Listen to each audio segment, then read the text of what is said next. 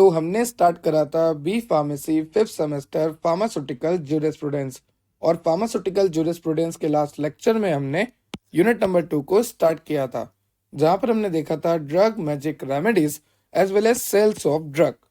अब आज का जो आपका लेक्चर है उसमें हम देखने वाले हैं labelling and packaging of drug.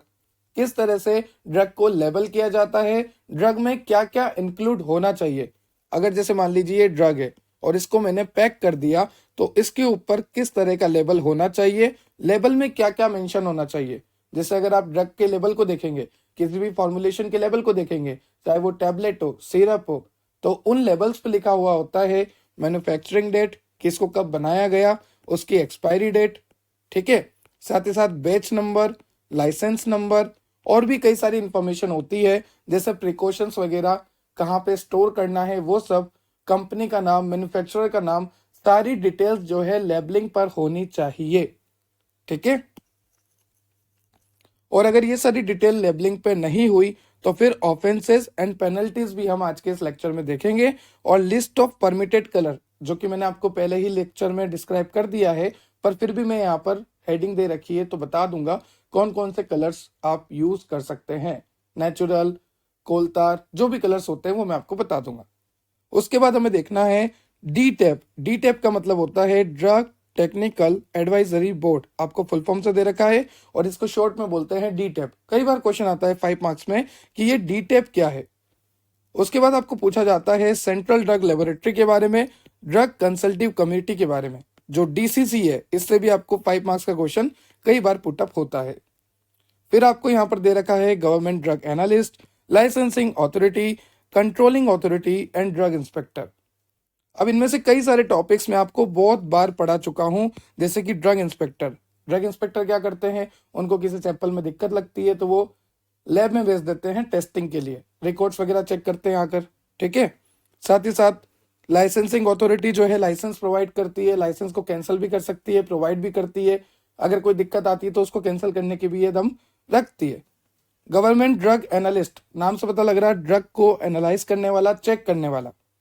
Drug कंसल्टिव committee, ये हमारे सेंट्रल गवर्नमेंट ने बनाई है, क्यों बनाई है वो देखेंगे। और डीटेप भी हमारे सेंट्रल गवर्नमेंट ने बनाया है, क्यों बनाया है वो देखेंगे। तो लेक्चर इंपॉर्टेंट है, भर भर के क्वेश्चन आने हैं यहाँ से कम 15 नंबर का लेक्चर है। 5 के 2 पुटअप हो जाते हैं, 10 मार्क्स का कोई क्वेश्चन पुटअप हो जाता है डीटेप पर। तो लेक्चर को ध्यान से सुनना, काफी इंपॉर्टेंट लेक्चर है, लेबलिंग एंड पैकेजिंग से लेकर ड्रग इंस्पेक्टर तक। और आज के इस लेक्चर में यूनिट नंबर 2 जो है कंप्लीट हो जाएगी। तो चलिए लेक्चर को स्टार्ट करते हैं।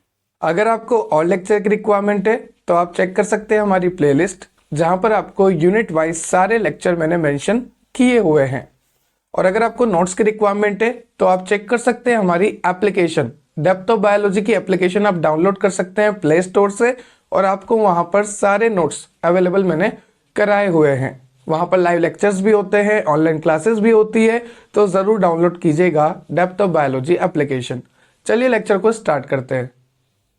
तो जैसा कि मैंने आपको इंट्रोडक्शन वीडियो में बताया कि अगर आपको किसी भी फॉर्मुलेशन की लेबलिंग करनी है, ठीक है, चाहे वो आपके पास टैबलेट हो, चाहे आपके पास सिरप हो, सस्पेंशन हो, इमल्शन हो, या और भी कोई प्रिपरेशन हो, अगर आपको उनकी लेबलिंग करनी है तो लेबल पर बहुत सारी चीज़ें ज़रूरी है। जैसे वो कब बनी है, उसकी मैन्युफैक्चरिंग डेट क्या है, वो कब एक्सपायर होने वाली है। क्योंकि पेशेंट जो होता है ना, वो एक्सपायरी डेट चेक करेगा ना कि ये ड्रग एक्सपायर हो चुकी है, अब मुझे इसे नहीं लेना है। या फिर पेशेंट जो है ये भी चेक करता है कि इसको स्टोर कहाँ पर करें, स्टोरेज भी आपके लेवल पे होना चाहिए। तो पेशेंट की कंफर्टेबिलिटी के लिए, और अगर आप गलत ना बोलो, जैसे ड्रग जो है पहले एक्सपायर हो जानी थी पर आपने लेट ड्रग को एक्सपायरी लिखा है, तो ऐसा भी कुछ ना हो, इसलिए आपको ड्रग की मैन्युफैक्चरिंग डेट, एक्सपायरी डेट, इसमें कौन कौन से केमिकल आपने यूज किए हैं, कौन कौन से इंग्रेडिएंट यूज हुए हैं, प्रिजर्वेटिव कौन सा यूज हुआ है, साथ ही साथ इसका स्टोरेज क्या है, सब कुछ एक प्रॉपर मैनर में यहाँ पर लेबल में लिखा होना चाहिए। जैसे मैं आपको बताता हूँ, लेबल में होना चाहिए नेम ऑफ ड्रग, ड्रग का नाम क्या है, नेम ऑफ मैन्युफैक्चरर, बनाया किसने है, उसका एड्रेस भी होता है, लाइसेंस नंबर भी होता है, बैच नंबर भी होता है, ठीक है। उसकी पोटेंसी के बारे में, स्टैंडर्ड के बारे में, ग्रेड के बारे में, और डोज कितना ml है, कितना ग्रेन है, कितना यूनिट है, उस हिसाब से वहां पर मेंशन होना चाहिए लेबल में। साथ ही साथ लेबल पे ये भी मेंशन होना चाहिए कि नेट कंटेंट क्या है, by volume, by weight, by number, कितना कंटेंट है। ठीक है, अगर लिक्विड है तो वॉल्यूम में, वेट में कैसे आप बोलोगे, जैसे कोई ड्रग है पाउडर फॉर्म में तो वेट में, और नंबर में आप कैसे बोलोगे, जैसे ये आपके पास टैबलेट है तो कितना यहाँ पे नंबर है, कितनी टैबलेट्स है, तो वो सारा नेट कंटेंट भी होना चाहिए लिखा हुआ। साथ ही साथ मैन्युफैक्चरिंग एंड एक्सपायरी डेट, ये तो आपको पता है। ठीक है, साथ ही साथ प्रिकॉशन, प्रिकॉशन प्रॉपर वहां पर रिटर्न होना चाहिए। जैसे प्रिकॉशन अगर हैंडलिंग के लिए देखा जाए, स्टोरेज किस तरह से करें, क्या क्या प्रिकॉशन है, किस टेम्परेचर पे करें, किस टेम्परेचर पे ना करें, सेल एंड यूजेस, अगर आपको उसको यूज करना है तो उसके लिए प्रिकॉशन की इस तरह से यूज करो, ठीक है, इस तरह से मत करो।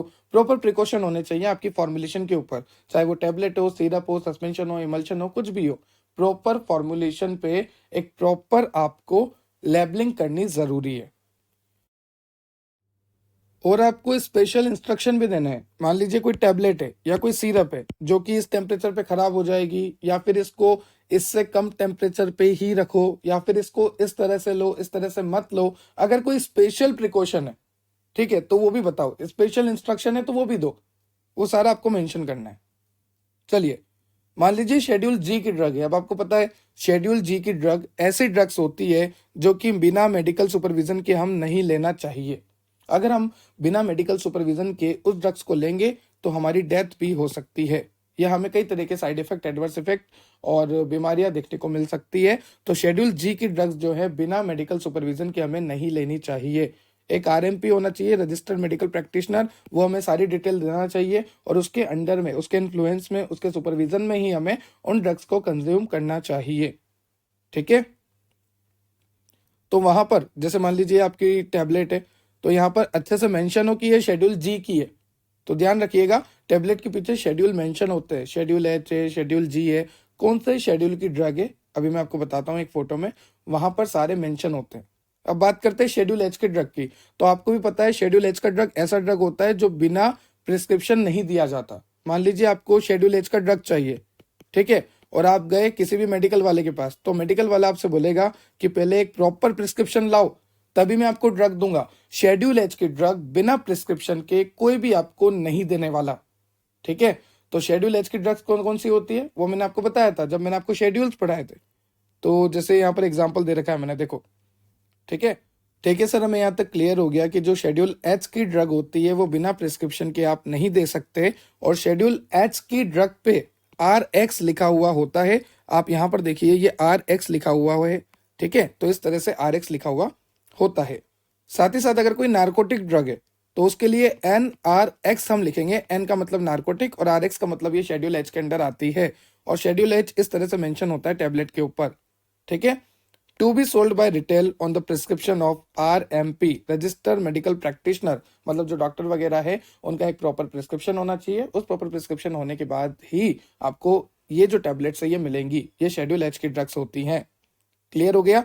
तो इन पे भी प्रॉपर लेबल होना चाहिए, प्रॉपर शेड्यूल लिखा हुआ होना चाहिए ताकि इनका मिसयूज ना हो। उसके बाद शेड्यूल एक्स की ड्रग, आपको पता है शेड्यूल एक्स की ड्रग कितनी खतरनाक होती है। शेड्यूल एक्स की ड्रग जो है आदत लगा देती है, एडिक्शन, डिपेंडेंस, टॉलरेंस। ठीक है, तो ये शेड्यूल एक्स की ड्रग करती है, साथ ही साथ आपको पागल भी कर सकती है ओवरडोज होने पर। तो शेड्यूल एक्स की ड्रग के लिए आपको लिखना है XRX।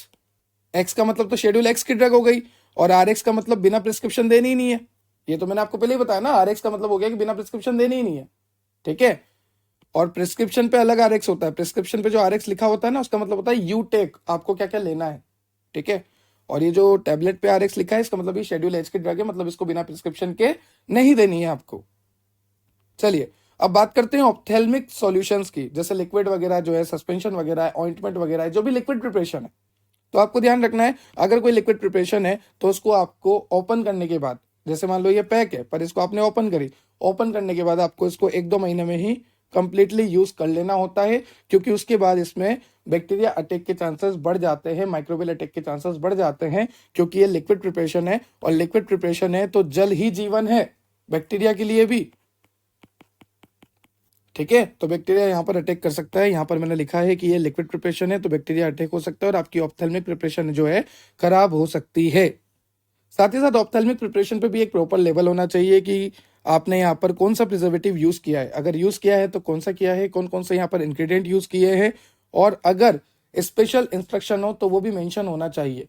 वही बात है, देखो सीधी सी बात है, कोई भी आप लेबलिंग की बात करोगे, अगर आप कहीं भी लेबलिंग की बात करोगे तो सबसे पहले आप मैन्युफैक्चरिंग देखोगे, एक्सपायरी देखोगे, स्टोरेज देखोगे, लाइसेंस नंबर देखोगे, बैच नंबर देखोगे, ठीक है, उसमें कौन कौन से इंग्रेडिएंट मिक्स है वो देखोगे। ये सब तो कॉमन है, नेम ऑफ मैन्युफैक्चरर और उसका एड्रेस वगैरह सब कुछ होना चाहिए। स्पेशल प्रिकॉशन सब कुछ वहां पर मेंशन होना चाहिए, precaution, special precaution, special instruction, ठीक है, कौन सा इंग्रेडिएंट है, कितने अमाउंट में है, स्टोरेज कहाँ पे करनी, मैन्युफैक्चरिंग कहाँ पर हुई है, कब हुई है, एक्सपायरी कब हुई है, किसने करी है मैन्युफैक्चरिंग, उसका एड्रेस क्या है, सब कुछ प्रॉपर मेंशन आपको यहाँ पर मिलेगा। चलिए अब बात करते हैं एक एग्जाम्पल की। तो देखो जो एग्जाम्पल है वो इंसुलिन का है, इंसुलिन की 80 यूनिट्स का है, जहां पर हमने बोला कि ये शेड्यूल जी की ड्रग है, और शेड्यूल जी की ड्रग ऐसी ड्रग होती है जो बिना सुपरविजन के आप यूज नहीं कर सकते। तो यहाँ पर लिखा हुआ भी है, it is dangerous to take this preparation except under medical supervision only, ठीक है। मैन्युफैक्चरिंग कब होती है, बैच नंबर क्या है, लाइसेंस नंबर क्या है, एक्सपायरी डेट वगैरह, ये सब कुछ मेंशन होना चाहिए। तो इस तरह से आप एक एग्जाम्पल बना के आ सकते हैं लेबलिंग का, तो काफी अट्रैक्टिव रहेगा, एग्जामिनर काफी खुश हो जाएगा। ये देखो लास्ट में एड्रेस वगैरह सब कुछ लिखा हुआ है। तो इस तरह से आपको बताना है कितने यूनिट्स है, कौन से शेड्यूल में आती है, लाइसेंस नंबर क्या है, बैच नंबर क्या है, मैन्युफैक्चरिंग डेट क्या है, आप एक्सपायरी भी लिख देना, ठीक है। तो ये सारी चीजें मेंशन होनी चाहिए। ये एक एग्जांपल आप बता देना ताकि एग्जामिनर खुश हो जाएगा। और हमने देखा ऑप्थेल्मिक के लिए, शेड्यूल एक्स की ड्रग के लिए, शेड्यूल जी की ड्रग के लिए, शेड्यूल एच की ड्रग के लिए, और कॉमन लेबलिंग एंड पैकेजिंग के बारे में। अगर मैं बात करूं कॉस्मेटिक्स की, तो देखो ड्रग एंड कॉस्मेटिक एक्ट था, तो कॉस्मेटिक की भी बात करनी है। तो देखो कॉस्मेटिक के लिए में क्या होता है, अगर आप कॉस्मेटिक वगैरह यूज करते हैं, क्रीम्स वगैरह मंगाते हैं, फेस वॉश वगैरह मंगाते हैं, तो आपने देखा होगा जो पैकेजिंग आती है उसके ऊपर तो प्रॉपर लिखा ही हुआ होता है, ठीक है। फिर अंदर जो आपकी क्रीम रहती है, तो उस क्रीम के साथ एक आपको इस तरह से लेबल अलग से आता है, उसको हम कहते हैं इनर लेबल। एक तो आउटर लेबल जो बाहर बाहर लिखा होता है, ठीक है, बाहर बाहर जो लिखा है, जो भी बॉक्स आता है, जो भी सेकेंडरी पैकेजिंग होती है, उस पर लिखा होता है ना इतना इंग्रेडिएंट है, ये सब है। उसके बाद अंदर एक अलग से लेबल निकलता है, उस पर सारी चीजें मेंशन होती है, ठीक है। तो उसे हम बोलते हैं इनर लेबल, और बाहर वाले को हम बोलते हैं आउटर लेबल। तो कॉस्मेटिक्स में एक इनर लेबल होता है, एक आउटर लेबल होता है। आपने इलेक्ट्रॉनिक्स के आइटम खरीदे होंगे तो बाहर भी प्रॉपर डिटेल रहती है, और अंदर जब आप देखते हो तो एक आपको अलग से लेबल मिलता है, ठीक है। तो वही वाली बात है, एक होता है इनर लेबल, एक होता है आउटर लेबल। और मान लीजिए कोई कॉस्मेटिक ऐसी है, जैसे मान लीजिए ये कॉस्मेटिक है, इसके पास इनर लेबल नहीं है, अंदर कोई भी लेबल नहीं है, ऐसी कोई कॉस्मेटिक है, तो फिर इस कॉस्मेटिक को बाहर के जो लेबल होता है ना आउटर लेबल, उस आउटर लेवल पर प्रॉपर सारी इंफॉर्मेशन लिखनी पड़ेगी जो भी इनर लेवल पे होती है। तो ध्यान रखना, ऐसी कॉस्मेटिक्स जिनके अंदर इनर लेवल नहीं होता, वो सारी इंफॉर्मेशन आउटर लेवल पर ही लिखते हैं। क्लियर हो गया आपको? बाकी वही है लेबलिंग ऑफ कॉस्मेटिक में, कब बनाया, मैन्युफैक्चरिंग डेट क्या है, एक्सपायरी डेट क्या है, ठीक है, कितनी आपको क्वांटिटी है, कौन कौन से इंग्रेडिएंट मिक्स हुए हैं, मैन्युफैक्चरिंग का नाम क्या है, यूनिट का, मैन्युफैक्चरर का, मैन्युफैक्चरिंग एरिया क्या है, मतलब लोकेशन वगैरह वहाँ की सब कुछ मेंशन होता है। Batch number, licence number, manufacturing date वगैरह सब कुछ सेम हेयर डाइज में भी आपको लिखना है। क्लियर हुआ? ठीक है। अब देखिए आप कलर्स के बारे में बात करते हैं। तो ये कलर्स थे, मैंने आपको पहले ही बता दिया, नेचुरल कलर और artificial colour as well as coal tar colours. Now बात करते हैं पेनल्टीज की। देखो आप सभी को पता है पेनल्टी कब लगेगी, पेनल्टी जब लगेगी जब आपका लेबल जो है प्रॉपर नहीं हो। अगर आपके लेबल पे एक्सपायरी डेट ना हो, लेबल पे आपके प्रिकॉशन ना हो, या लेबलिंग आपका इम्प्रॉपर हो, ऐसे इंग्रेडिएंट मिलाए हैं जो कि आपने लेबल में मेंशन ही नहीं करे, तो इस लेबल को कैंसिल कर दिया जाएगा। सेक्शन 39 और सेक्शन 63 के तहत आपको 5,000 का जुर्माना और कुछ साल की सजा भी हो सकती है। तो ध्यान रखना, लेबल को प्रॉपर रखना है। लेबल के बारे में बता देना पहले, फिर इस जुर्माने के बारे में बता देना अंडर सेक्शन 39 अंडर सेक्शन 63, ठीक है। फाइन के बारे में बता देना, 5,000 का फाइन लगता है। तो ये कलर्स हो गए, ये फाइन वगैरह हो गया, लेबलिंग ऑफ कॉस्मेटिक होगी, लेबलिंग ऑफ हेयर डाइज हो गई, शेड्यूल एक्स की ड्रग हो गई, ऑप्थेल्मिक प्रिपरेशन हो गई, एक एग्जाम्पल हमने देख लिया। उससे पहले labelling and packaging, schedule G, schedule H and proper labelling and packaging हमने कंप्लीटली कवर कर लिया।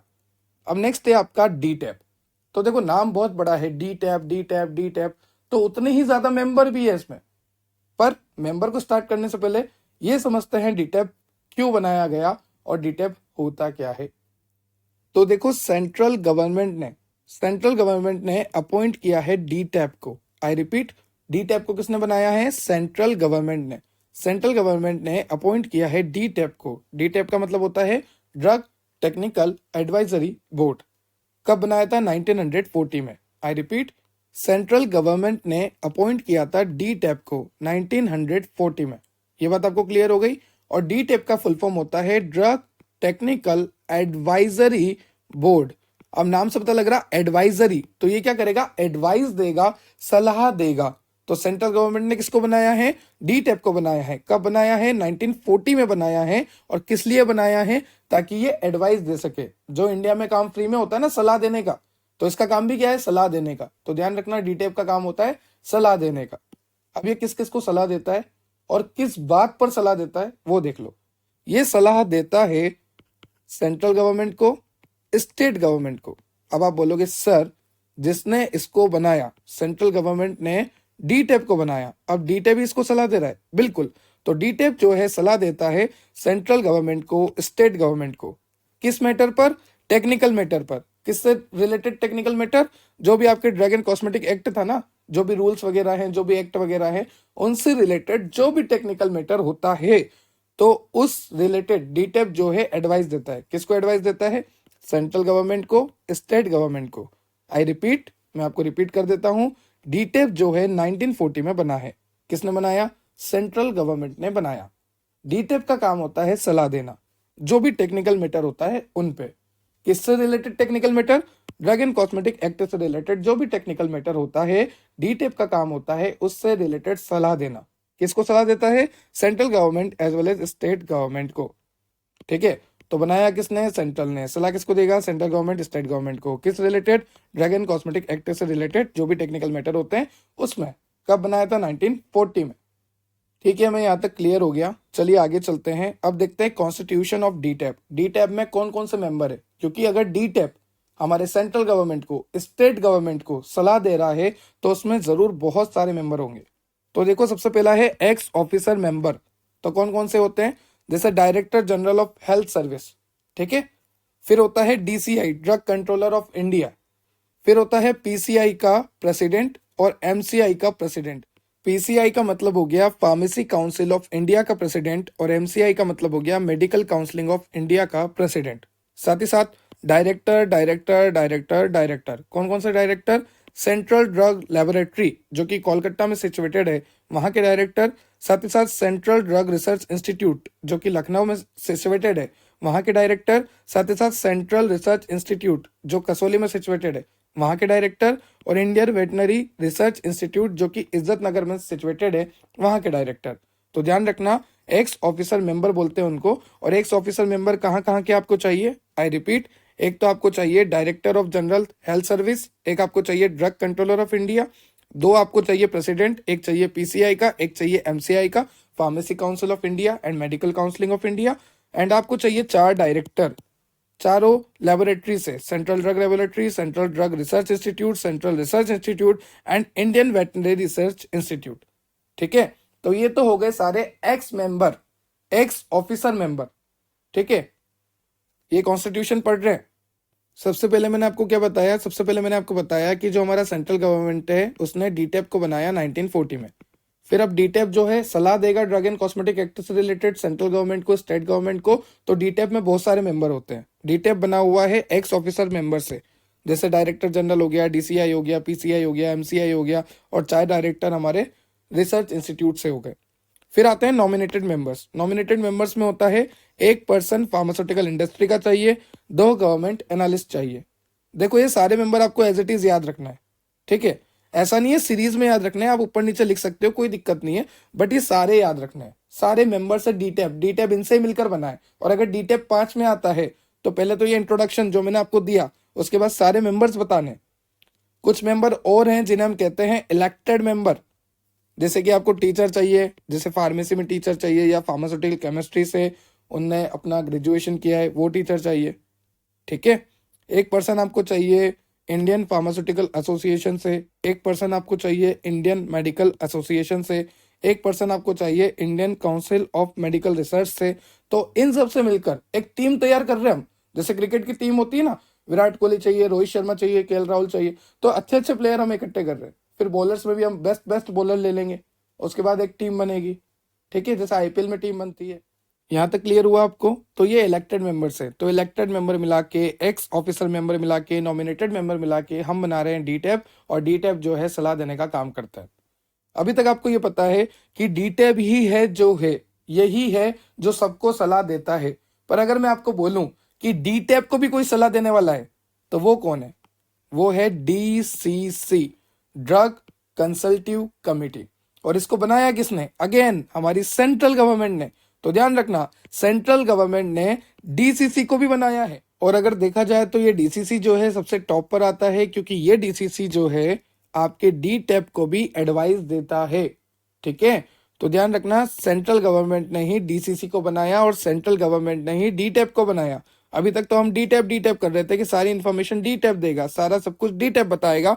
फिर हमने देखा कि डीटैब को रोकने के लिए, डीटैब को समझाने के लिए, डीटैब को बताने के लिए भी डीसीसी होता है, और इसे डीसीसी को भी सेंट्रल गवर्नमेंट ने ही बनाया है। आप देख सकते हैं, सेंट्रल गवर्नमेंट ने डीसीसी को बनाया है, ड्रग कंसल्टिव कमिटी, और ये एडवाइस देता है हमारे डीटैब तक को। ठीक है, तो डीटैब को भी एडवाइस देने का काम किसका है? डीसीसी का। ठीक है, तो सबसे पहले डीसीसी, डीसीसी के बाद डीटैब, और डीटैब किसको देता है? डीटैब सेंट्रल गवर्नमेंट को देता है, स्टेट गवर्नमेंट को देता है, और हमारा जो डीसीसी है वो भी डायरेक्ट दे सकता है इन दोनों को अपनी एडवाइस। ठीक है, देखो यहां पर आपको लिखा है ड्रग कंसल्टिव कमेटी, तो इसको बनाया तो सेंट्रल गवर्नमेंट ने ही है, और ये ड्रग कंसल्टिव कमेटी जो है एडवाइस देता है किस किस को? सेंट्रल गवर्नमेंट को, स्टेट गवर्नमेंट को, हमारे डीटैब को, ड्रग टेक्निकल एडवाइजरी बोर्ड को। ठीक, अब यहाँ पर किन किन से मिलकर बना है डीसीसी, ड्रग कंसल्टिव कमेटी? तो 2 representative of the central government and 1 representative of each state government. Her state government से एक रिप्रेजेंटेटिव चाहिए, साथ ही साथ 2 रिप्रेजेंटेटिव चाहिए हमें सेंट्रल गवर्नमेंट से। अच्छा, ये बात ध्यान रखना कि अगर आपको डीसीसी से रिलेटेड क्वेश्चन आता है, ड्रग कंसल्टिव कमेटी से, तो जैसा कि मैंने आपको इंट्रोडक्शन में बताया कि डीटैब को भी ये कंसल्ट करता है, डीटैब के ऊपर भी ये ध्यान रखता है, स्टेट गवर्नमेंट को, सेंट्रल गवर्नमेंट को, सभी को एडवाइस देता है डीसीसी।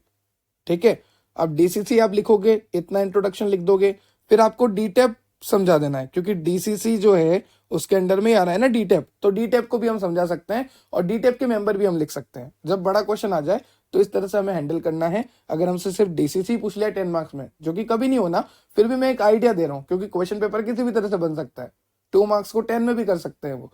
तो डीसीसी अगर आपसे पूछ ले तो जनरल इंट्रोडक्शन देना कि डीसीसी जो है डीटैब को भी संभालता है, और हमारे सेंट्रल गवर्नमेंट को, स्टेट गवर्नमेंट को, सभी को एडवाइस देने का काम होता है डीसीसी का, और इसको सेंट्रल गवर्नमेंट ने ही बनाया है।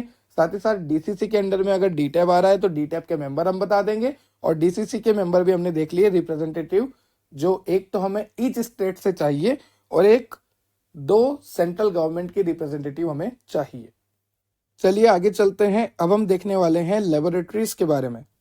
ठीक है, आपको पता है सेंट्रल ड्रग लेबोरेटरी के बारे में मैंने आपको कई बार बता दिया है। जब आपका यूनिट नंबर 1 का फर्स्ट लेक्चर हुआ था तो वहां पर भी मैंने आपको ड्रग इंस्पेक्टर के बारे में बताया था, और बताया था कि ड्रग इंस्पेक्टर जो है रिकॉर्ड चेक करता है, आपके प्रॉपर रिकॉर्ड होने चाहिए, आपके लेवल वगैरह चेक करता है, आपका स्टोरेज एरिया चेक करता है, ड्रग की क्वालिटी वगैरह चेक करता है।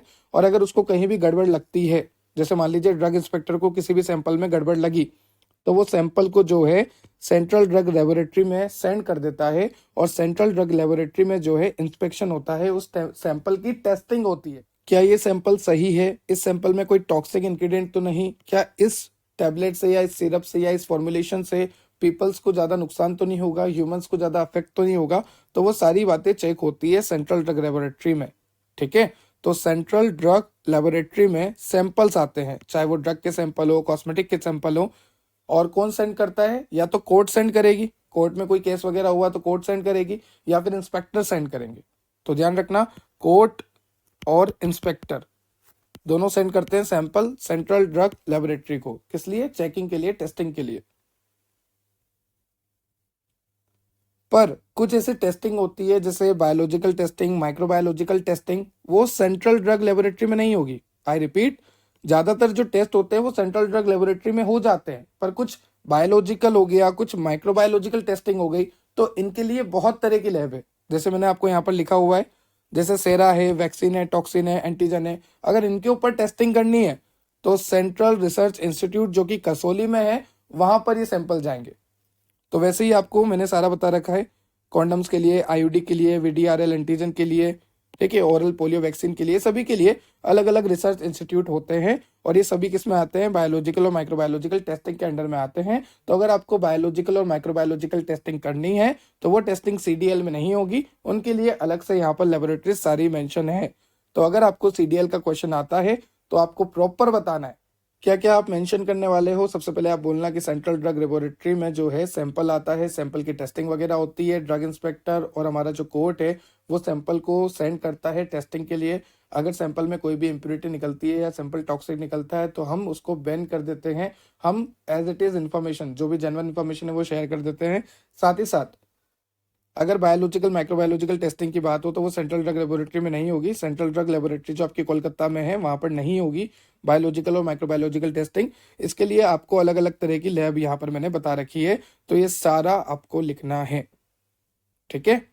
उसके बाद बात करते हैं drug control laboratory in the state. अब देखो अलग अलग स्टेट में लेबोरेटरीज तो होती है, तो वही बात है, डीआई जो है आएगा, सैंपल को चेक करेगा, सैंपल में अगर कोई दिक्कत है तो वो सेंड कर देगा लेबोरेटरी में। लेबोरेटरी में हम उसकी एनालिसिस करेंगे, टेस्टिंग करेंगे और जो भी है हम उसको जेन्युइन इंफॉर्मेशन देंगे कि ये सैंपल जो है हानिकारक है या सही है, या जो भी हमारी जेन्युइन इंफॉर्मेशन है वो हमें अपडेट करनी है।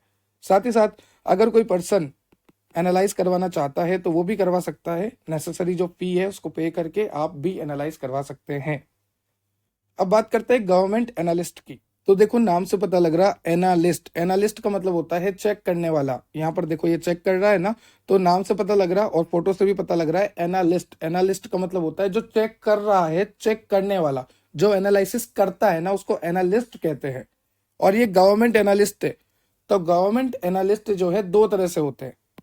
देखो, या तो आपकी आयुर्वेदा, सिद्धा, यूनानी वाली कोई फॉर्मुलेशन है तो उसमें क्या होता है, सेक्शन 33F के according, I repeat, section 33F के अकॉर्डिंग जो आपकी सेंट्रल गवर्नमेंट है वो अपॉइंट करती है एनालिस्ट को। आई रिपीट कि अगर आयुर्वेदा, सिद्धा, यूनानी फॉर्मुलेशन हो रही है और उसकी हमें टेस्टिंग करनी है तो सेक्शन 33F के तहत सेंट्रल गवर्नमेंट हायर करती है एक एनालिस्ट को। यहां पर लिखा हुआ है, देखो मैंने, सेंट्रल गवर्नमेंट जो है हायर करती है एनालिस्ट को अंडर द सेक्शन 33F। और 33F किस में आता है? आपके आयुर्वेदा, सिद्धा, यूनानी में, ठीक है। अब बात करते हैं कॉस्मेटिक की। कॉस्मेटिक और अदर ड्रग, अगर इनका हमें एनालाइज करवाना है तो इसके लिए अलग से एनालिस्ट होता है। देखो आयुर्वेदा के लिए अलग से एनालिस्ट है और इसके लिए हमें अलग से एनालिस्ट को हायर करना पड़ता है अंडर सेक्शन 20। जो हमारी सेंट्रल गवर्नमेंट है या जो हमारी स्टेट गवर्नमेंट है वो अंडर सेक्शन 20 हायर करती है किसी एनालिस्ट को। और ये एनालिस्ट क्या करेगा? ये एनालिस्ट जो है एनालिसिस करता है कॉस्मेटिक्स पर और ड्रग्स पर। तो ध्यान रखना, आयुर्वेदा, सिद्धा, यूनानी के लिए अलग है, उसके लिए सेक्शन 33F है। हायर दोनों में सेंट्रल गवर्नमेंट या स्टेट गवर्नमेंट ही कर रही है एनालिस्ट को। बट जो आयुर्वेदा है ना, आयुर्वेदा, सिद्धा, यूनानी, इन ड्रग्स के लिए सेक्शन 33F के तहत, और जो हमारे ड्रग्स और कॉस्मेटिक है उनके लिए सेक्शन 20 के अंडर में। चलिए यहां तक क्लियर हो गया। अब गवर्नमेंट एनालिस्ट बनने के लिए आपके पास क्या क्या क्वालिफिकेशन होना चाहिए? देखो एनालिस्ट आपको ऐसे तो बना नहीं देंगे, तो एनालिस्ट बनने के लिए क्या क्या होना चाहिए क्वालिफिकेशन, वो देखिए। सबसे पहले आपको ग्रेजुएट होना है। आप मेडिसिन में ग्रेजुएट हो, आप साइंस में हो, फार्मेसी में हो, किसी भी फील्ड में, फार्मास्यूटिकल केमिस्ट्री वगैरह में आपको ग्रेजुएट होना है। साथ ही साथ ग्रेजुएशन के बाद आपको 5 साल का एक्सपीरियंस चाहिए। किसके अंडर में आपको एक्सपीरियंस लेना है? जैसे मान लो पहले से ही कोई गवर्नमेंट एनालिस्ट है तो उसके अंडर में आप अभी नए नए हो, ठीक है, ये खड़े हो आप नए नए, आपको कुछ आइडिया नहीं है, आपके पास डिग्री है, तो आपको 5 साल का एक्सपीरियंस चाहिए। और उस गवर्नमेंट एनालिस्ट के अंडर में आपको रहकर 5 साल काम करके फिर आप एलिजिबल होंगे गवर्नमेंट एनालिस्ट की पोस्ट के लिए। तो ध्यान रखना, 5 साल आपको अंडर में काम करना है गवर्नमेंट एनालिस्ट के। क्लियर हो गया? अगर आपने बी फार्मेसी करी है तो 5 साल अंडर में काम करना है। अगर आपने फार्मेसी करी है या साइंस में आपने ग्रेजुएशन करी है, ग्रेजुएशन के लिए ये, ठीक है, 5 साल का एक्सपीरियंस। और अगर आपने मास्टर्स करी है तो मास्टर्स के लिए 3 साल का एक्सपीरियंस है। वही गवर्नमेंट एनालिस्ट के अंडर में आपको रहकर एक्सपीरियंस लेना है, टेस्टिंग वगैरह कैसे होती है सब कुछ देखना है प्रॉपर। पर एम फार्मेसी के बाद मतलब मास्टर्स के बाद आपको सिर्फ 3 साल का एक्सपीरियंस चाहिए और बैचलर्स के बाद आपको 5 साल का एक्सपीरियंस चाहिए। डिप्लोमा के बाद आपको 3 साल का एक्सपीरियंस चाहिए, वही गवर्नमेंट एनालिस्ट के अंडर में। ठीक है, तब जाके आप गवर्नमेंट एनालिस्ट बन सकते हैं। साथ ही साथ गवर्नमेंट एनालिस्ट का आपको काम पता ही है कि ड्रग में, कॉस्मेटिक में या आयुर्वेदा सिद्धा यूनानी के लिए अलग है और हमारे जो ड्रग एंड कॉस्मेटिक है उसके लिए अलग अलग एनालिस्ट होते हैं। तो एनालिस्ट का काम होता है चेक करना प्यूरिटी, क्वालिटी, एफिकेसी, स्ट्रेंथ वगैरह। ठीक है, उसमें कोई टॉक्सिक मटेरियल तो नहीं, हार्मफुल इंग्रेडिएंट तो नहीं, पीपल्स के लिए वो सेफ है या अनसेफ है, सब कुछ चेक करना। सैंपल जो भी आते हैं उनके पास सारा एनालाइज करना, वो होते हैं गवर्नमेंट एनालिस्ट। चलिए अब देखते हैं ड्रग इंस्पेक्टर। आपको भी पता है कि ड्रग इंस्पेक्टर कभी भी आ सकते हैं, कभी भी चेकिंग कर सकते हैं। ठीक है, आपके रिकॉर्ड्स को रिकॉर्ड प्रॉपर मेंटेन होने चाहिए कि आपने ड्रग को कब सेल किया, ठीक है, कब मंगाया, कितना मंगाया, किसको बेचा, कितना बेचा, कब मैन्युफैक्चरिंग किया, जो भी है प्रॉपर रिकॉर्ड मेंशन होना चाहिए। साथ ही साथ स्टोरेज एरिया, भाई जो भी ड्रग है उसको प्रॉपर स्टोरेज एरिया में आपको रखना है। ठीक है, मान लीजिए आपके पास स्टोरेज एरिया छोटा है और आपने ड्रग बहुत सारी मंगवा ली, तो फिर कहाँ रखोगे? तो स्टोरेज एरिया भी बड़ा होना चाहिए, प्रॉपर होना चाहिए, टेम्परेचर कंट्रोल, ह्यूमिडिटी वगैरह सब कुछ मेंटेन होनी चाहिए, टेम्परेचर कंट्रोल होना चाहिए, ह्यूमिडिटी, मॉइस्चर सब कुछ मेंटेन होना चाहिए और एक स्टोरेज एरिया प्रॉपर होना चाहिए। साथ ही साथ अगर हमारे डीआई को, ड्रग इंस्पेक्टर को कोई भी गड़बड़ लगी तो ड्रग इंस्पेक्टर जो है उस सैंपल को रोक सकता है, उस सैंपल को सेल होने से रोक सकता है। ठीक है, उसको टेस्टिंग के लिए भेजेगा और अगर वहां से टेस्ट आपका पास हो गया, कोई दिक्कत नहीं है, सब बढ़िया है, तो सैंपल वापस अप्रूव हो जाएगा, वरना सैंपल को रद्द कर दिया जाएगा। तो ध्यान रखना, यहाँ पर भी ड्रग इंस्पेक्टर जो है दो के लिए बनते हैं। एक तो बनते हैं आयुर्वेदा सिद्धा यूनानी के लिए, तो under section 33G central government या state government under section 33G hire करती है ड्रग इंस्पेक्टर आयुर्वेदा सिद्धा यूनानी के लिए। और अंडर सेक्शन 21 सेंट्रल गवर्नमेंट या state government under section 21 hire करती है एनालिस्ट को, या फिर आप बोल लीजिए ड्रग इंस्पेक्टर को, ड्रग और कॉस्मेटिक के लिए। ठीक है, तो ध्यान रखना, सेक्शन 21 के अंडर में central government, state government section 21 के अंडर में हायर करती है ड्रग इंस्पेक्टर को ड्रग्स और कॉस्मेटिक के लिए, और आयुर्वेदा सिद्धा यूनानी के लिए अलग है, ये अंडर सेक्शन 33G होगा ड्रग इंस्पेक्टर हायर। क्वालिफिकेशन की बात करें तो देखो कितना यहाँ पर तजुर्बा चाहिए, एक्सपीरियंस कितना चाहिए वो देखिए आप। 18 महीने का एक्सपीरियंस मैन्युफैक्चरिंग में, 18 महीने का एक्सपीरियंस टेस्टिंग में और 3 साल का एक्सपीरियंस इंस्पेक्शन में। ये सब मिनिमम है, मिनिमम मिनिमम मिनिमम मिनिमम 18 महीने का एक्सपीरियंस मैन्युफैक्चरिंग में होना चाहिए, मिनिमम 18 महीने का एक्सपीरियंस टेस्टिंग में होना चाहिए, मिनिमम 3 साल का एक्सपीरियंस जो है इंस्पेक्शन में होना चाहिए। शेड्यूल सी की जो ड्रग्स होती है ना, बायोलॉजिकल ड्रग्स, ठीक है, स्पेशल जैसे सेरा, टॉक्सिन वगैरह वगैरह, सेरा टॉक्सिन, सेरा हो गया, टॉक्सिन हो गया, वैक्सीन हो गया, तो इनके लिए आपको 18 महीने की तो मैन्युफैक्चरिंग की एक्सपीरियंस होना चाहिए, 18 महीने का टेस्टिंग का एक्सपीरियंस होना चाहिए और 3 साल का इंस्पेक्शन का एक्सपीरियंस होना चाहिए। तब जाके आपको डीआई की पोस्ट मिलेगी, तब जाके आप एलिजिबल होंगे। ठीक है, पावर ऑफ ड्रग इंस्पेक्टर आपको पता ही है, मैंने आपको 100 बार बता दिया कि ड्रग इंस्पेक्टर जब चाहे आ सकता है, आपको अलाउ करना पड़ेगा। ड्रग इंस्पेक्टर को आपको सारा बताना पड़ेगा कि हमारा रिकॉर्ड है, यहाँ पर हमने इस तरह से सेल किया, इसको सेल किया, इतना सेल किया, इस दिन सेल किया। और अगर शेड्यूल एच की ड्रग है तो प्रॉपर प्रिस्क्रिप्शन बतानी पड़ेगी। ठीक है, प्रॉपर प्रिस्क्रिप्शन आया था तभी हम सेल करते हैं। शेड्यूल एक्स की ड्रग है तो प्रिस्क्रिप्शन की जेरोक्स भी रखनी होती है, बताया था मैंने आपको। तो ये सारी चीजें आपको ध्यान रखनी है। अगर ड्रग इंस्पेक्टर आता है तो स्टोरेज एरिया देखेगा, सारी आपको कंटेनर्स देखेगा, कितने सेल किए, आप कोई मिस यूज तो नहीं कर रहे, एक्सपायरी डेट तो नहीं, का माल तो नहीं बेच रहे। ठीक है, और जो भी आप बेच रहे हो तो उससे लोगों को अफेक्ट तो नहीं हो रही हेल्थ, प्रॉपर अमाउंट में आप इंपोर्ट कर रहे हो, प्रॉपर अमाउंट में आप एक्सपोर्ट कर रहे हो, आपका लाइसेंस एक्सपायर तो नहीं हो गया, सब कुछ वो चेक कर सकता है। सैंपल ले सकता है, उसको इंस्पेक्शन के लिए भेज सकता है। Search, enter search, stop searching, मतलब ड्रग इंस्पेक्टर जब आएगा उससे लेकर ड्रग इंस्पेक्टर जब जाएगा उस ले तक, मतलब उस टाइम तक आपको प्रॉपर जो भी वो कर रहा है उसको एज इट इज लिखना है, इमेजिन करके कि वो ये कर सकता है, वो कर सकता है। और ड्रग इंस्पेक्टर को अगर कुछ भी इलीगल मिला तो आपको जेल हो सकती है, सजा हो सकती है, फाइन हो सकता है, लाइसेंस रद्द भी किया जा सकता है। ठीक है, अब लाइसेंसिंग अथॉरिटी की बात करें, हमें लाइसेंसिंग अथॉरिटी से क्या पता है? हमने जब पढ़ा था तो हमने ये पढ़ा था, जैसे हमारे पास ये प्रीमाइसेस हैं और प्रीमाइसेस में हमारा प्रॉपर स्टाफ वगैरह है और हम मैन्युफैक्चरिंग कर रहे हैं ड्रग की। ठीक है, तो अगर हम स्टाफ में कोई भी चेंज करते हैं या हम प्रीमाइसेस में कोई भी चेंज करते हैं तो हमें लाइसेंसिंग अथॉरिटी को बताना होता है। ये बात आपको पता है, मैंने आपको बताई थी कि अगर आप प्रीमाइसेस में या फिर आप स्टाफ में कोई भी चेंज करते हैं तो आपको लाइसेंसिंग अथॉरिटी को बताना होता है। साथ ही साथ लाइसेंसिंग अथॉरिटी क्या करती है, आपको लाइसेंस प्रोवाइड करती है। कई तरह के लाइसेंस मैंने आपको बताया है, जैसे loan licence, repacking licence, general licence, restricted licence, ये जितने भी तरह के लाइसेंस होते हैं सारे कौन प्रोवाइड करती है, लाइसेंसिंग अथॉरिटी। तो सबके बारे में लिख देना, लोन लाइसेंस क्या होता है, रीपैकिंग लाइसेंस क्या होता है, जनरल लाइसेंस क्या होता है, रेस्ट्रिक्टेड लाइसेंस क्या होता है, और इन सबको अप्रूव कौन करता है, लाइसेंसिंग अथॉरिटी। अब अगर लाइसेंसिंग अथॉरिटी अप्रूवल का दम रखती है तो लाइसेंसिंग अथॉरिटी रिजेक्ट भी कर सकती है, आपके लाइसेंस को सस्पेंड कर सकती है, रिफ्यूज कर सकती है, कैंसिल कर सकती है, रिजेक्ट कर सकती है अगर उन्हें कोई भी इश्यू मिला तो।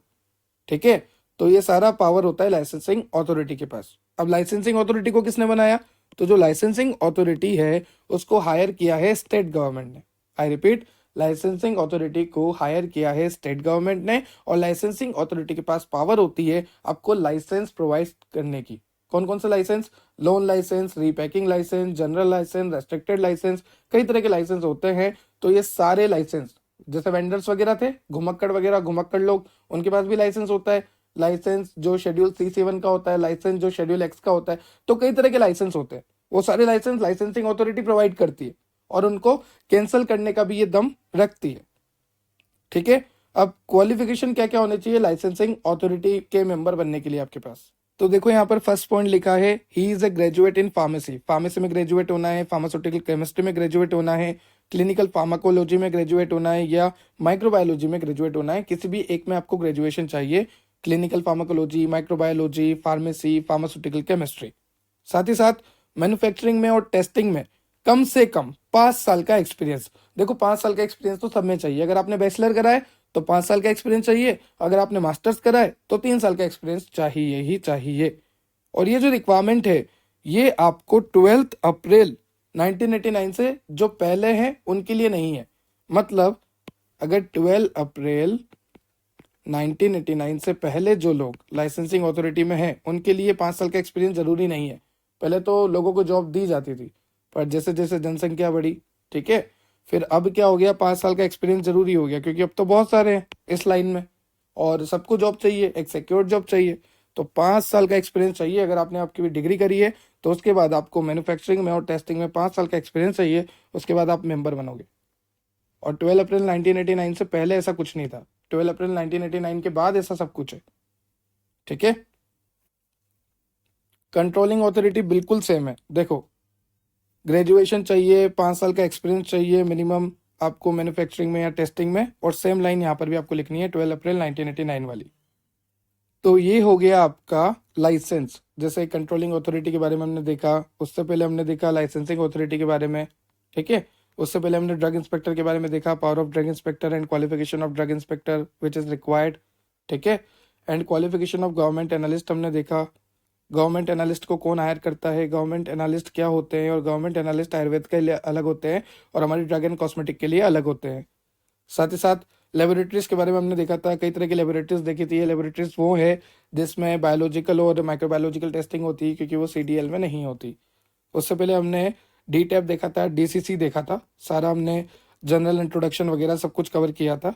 कॉन्स्टिट्यूशन ऑफ DTAP, कैसे कैसे DTAP बना है, किन किन मेंबर से मिलकर बना है। कलर्स के बारे में देखा, पेनल्टीज के बारे में देखा कि अगर आपने लेबल प्रॉपर नहीं लगाया तो क्या क्या पेनल्टीज आपको हो सकती हैं। साथ ही साथ लेबलिंग देखी, प्रॉपर लेबलिंग देखी थी, कॉस्मेटिक्स की, शेड्यूल H की, शेड्यूल C की, शेड्यूल X की, कई तरह के शेड्यूल्स की हमने, शेड्यूल G की, सबकी हमने लेबलिंग देखी थी। एक प्रॉपर लेबलिंग होनी चाहिए। तो ये था आज का आपका लेक्चर, जिसमें हमने फार्मास्यूटिकल जूरिस्प्रूडेंस की यूनिट नंबर 2 को कंप्लीटली कवर कर लिया है। लेबलिंग ऑफ पैकेजिंग से लेकर हमने ड्रग इंस्पेक्टर तक सारे पॉइंट्स कवर कर लिए हैं। सबको 2 मार्क्स में, 5 मार्क्स में, सभी में हमने देख लिया है। अगर आपको इस लेक्चर से रिलेटेड कोई भी डाउट है तो आप कमेंट सेक्शन में कमेंट कर सकते हैं। आज आपकी यूनिट नंबर 2 जो है कंप्लीट हो चुकी है। ये सारे नोट्स आपको डेप्टोबायोलॉजी एप्लीकेशन में मिल जाएंगे। डेप्टोबायोलॉजी एप्लीकेशन आप डाउनलोड कर सकते हो प्ले स्टोर से। टेलीग्राम से जरूर जुड़ जाना, क्योंकि टेलीग्राम पे मैं सारी अपडेट करता हूँ। टेलीग्राम पे MCQ भी प्रोवाइड होते हैं, ठीक है, और इंस्टाग्राम पे मीम होते हैं। तो टेलीग्राम, इंस्टाग्राम और एप्लीकेशन तीनों की लिंक आपको डिस्क्रिप्शन में मिल जाएगी। नहीं तो फिर तीनों जगह जाइए और सर्च कीजिए depth of biology. Subscribe and share for more, ताकि ऐसी वीडियो मैं आपके लिए और लेकर आता रहूं। Have a nice day. Thank you.